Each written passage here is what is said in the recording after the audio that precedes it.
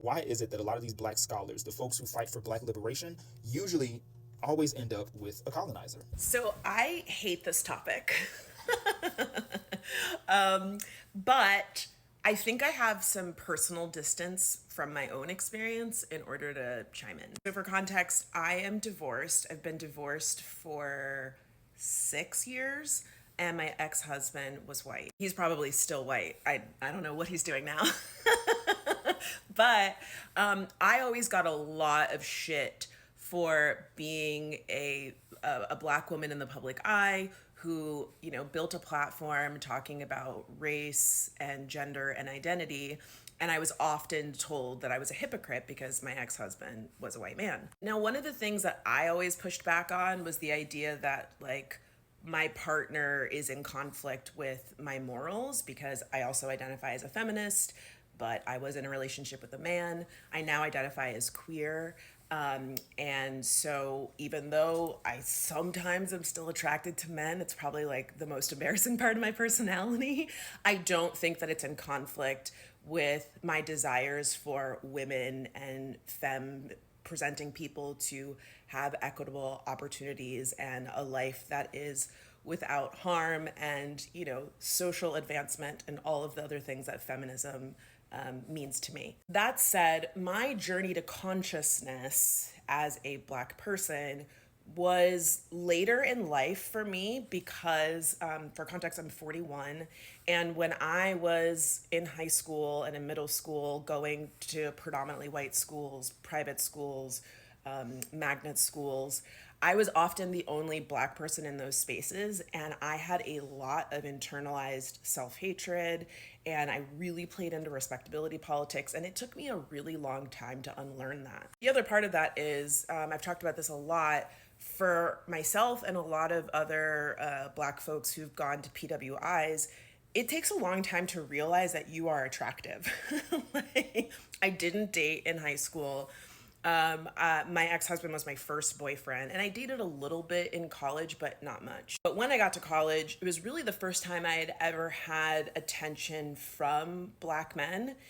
And I remember I dated a guy for a little bit. I wouldn't call him my boyfriend, but he negged me so much. He would always tell me that I wasn't black enough and would make fun of the way that I talked and the music that I listened to.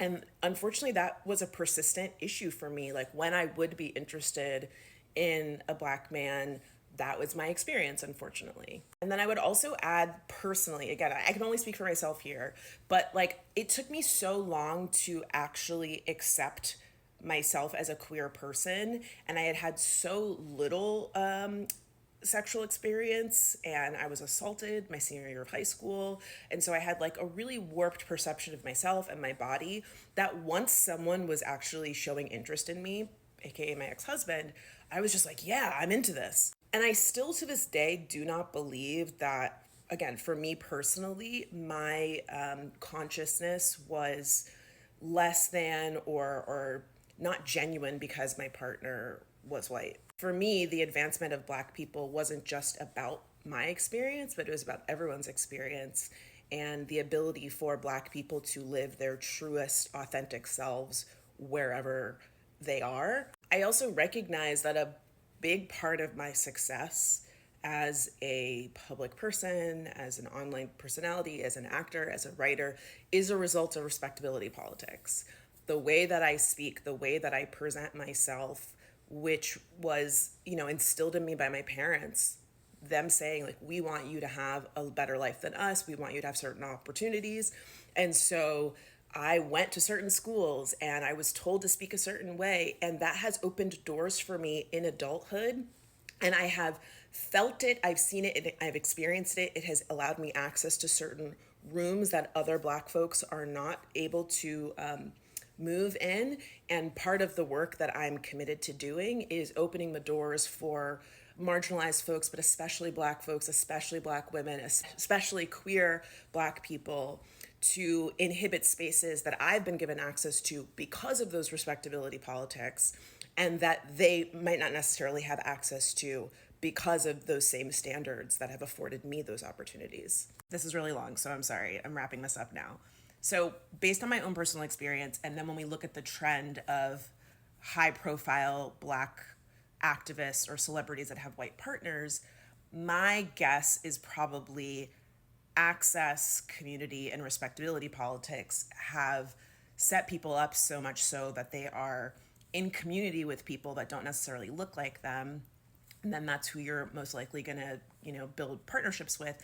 But it also then alienates you from people that do look like you. And again, I'm not saying that this is my experience with every Black man. I have dated some Black dudes recently, but I still encounter when I am in community with other Black people that they're like, why do you talk like that, or da da da da. And I'm at a place now where I have jokes, I can code switch, and it's not a problem for me. But there was a time in my life where it bothered me so much that I just stopped trying. Like, I was just like, well, I'm into you, but if you're gonna make fun of me, then I don't want to date you. If you're gonna talk shit about Black women or question my Blackness, that's not who I want to be in community with. It doesn't mean that I dislike myself or I think less of who I am as a Black person, but people want to go where they feel seen and appreciated. And unfortunately, you can't always determine who that is. That said, that's not who I am now. Fool me once. Learn my lesson.